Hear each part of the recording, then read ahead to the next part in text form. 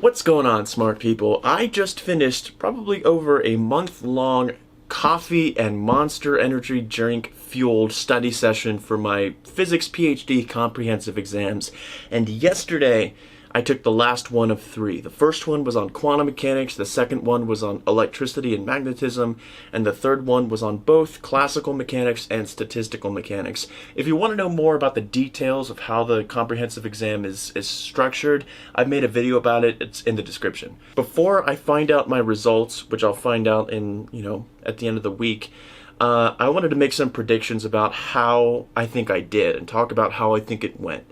That way I can kind of compare the picture that I have in my head with how the stuff went with reality, I guess. So before I get into my predictions, I want to talk a little bit about how I prepared for it.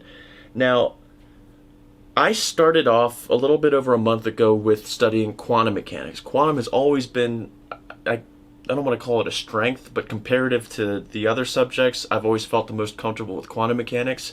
So I started with that because, for one, that's the class that I took the longest ago. I took quantum going on 2 years ago.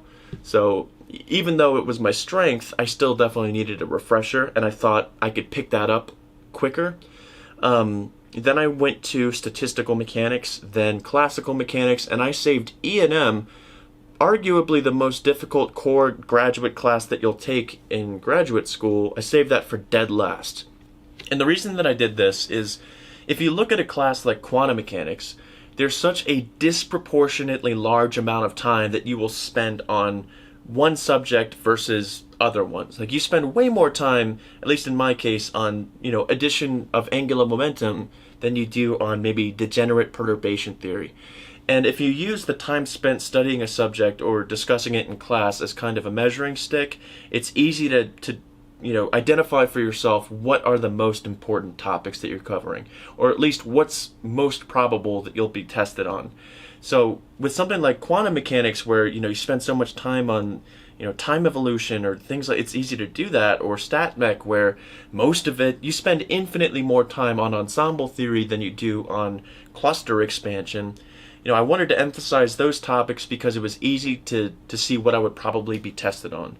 Whereas for something like E&M, I took that the most recently, so what I think is the most important stuff is already fresh in my head. Like, you give me a charge distribution or a current density, and you say, oh, calculate the fields. Fine, I'm good to go. But anything else, it's pretty hard to say this is more important than the other based on the time you spent alone. You could say, oh, Andrew, Green's functions, that's not helpful. Because you do that a bunch of different ways, right? You use maybe method of images or expansions and orthogonal functions. Like, Green's functions are important, yeah, in E&M, but which method is more important than the other? It's hard to say. So I kind of approached this exam with saying E&M is going to be my weak point because outside of what I already know, there's a shitload of other topics that could be asked, and I don't know what is more important than the other. It's a sad truth, but that's how I approached it. And the other ones, I thought if I emphasized those topics more, I have a higher chance of performing well overall on the exam. But that's more or less how I approach studying, and regardless of how I performed on the exam, I'm very happy with what I know about physics now compared to what I knew 2 years ago. I learned so much. And when I call something like E&M a weak point, I'm not talking about like Gauss's law or Biot-Savart, even like retarded potentials and things like that. That stuff I actually felt good. It's the more advanced stuff that, if I would be asked, I think I could solve it with a book, but not just pen and paper figure it out. Or at least I wouldn't bet on that.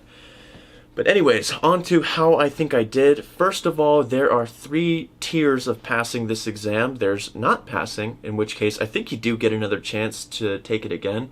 Hopefully it doesn't come to that. There's what's called a conditional pass, which I think means you get over a 50%, and an unconditional pass, which is getting over a 70%. Now, what does that mean? Regardless of if you get a conditional or unconditional pass, you still have to take the oral exam, which is in the near future. It's another thing to look forward to. Hooray.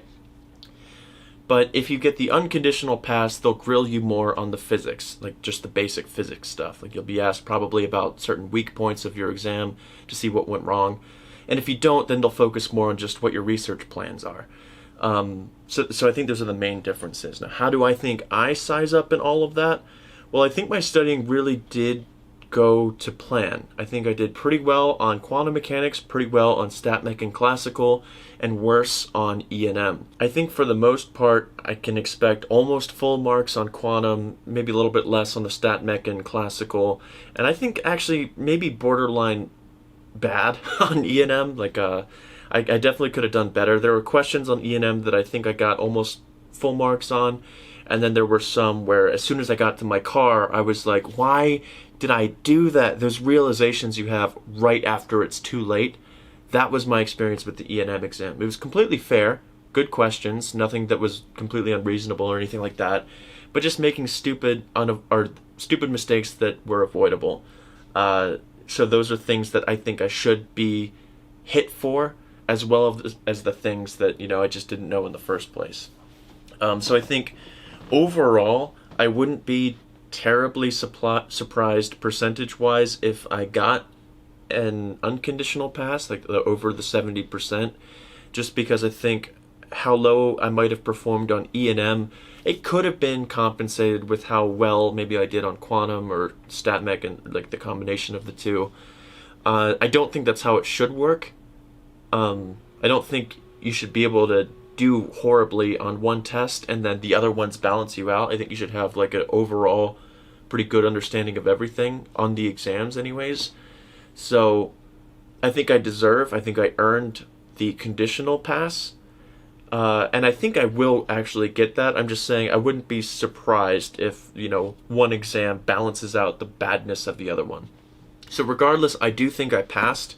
I'm not quite sure if I got the unconditional or the conditional, but if I were a betting man, I would probably bet on the conditional pass, I think that's probably what I earned. But I guess we'll see. In just a few days, we'll see what I actually got.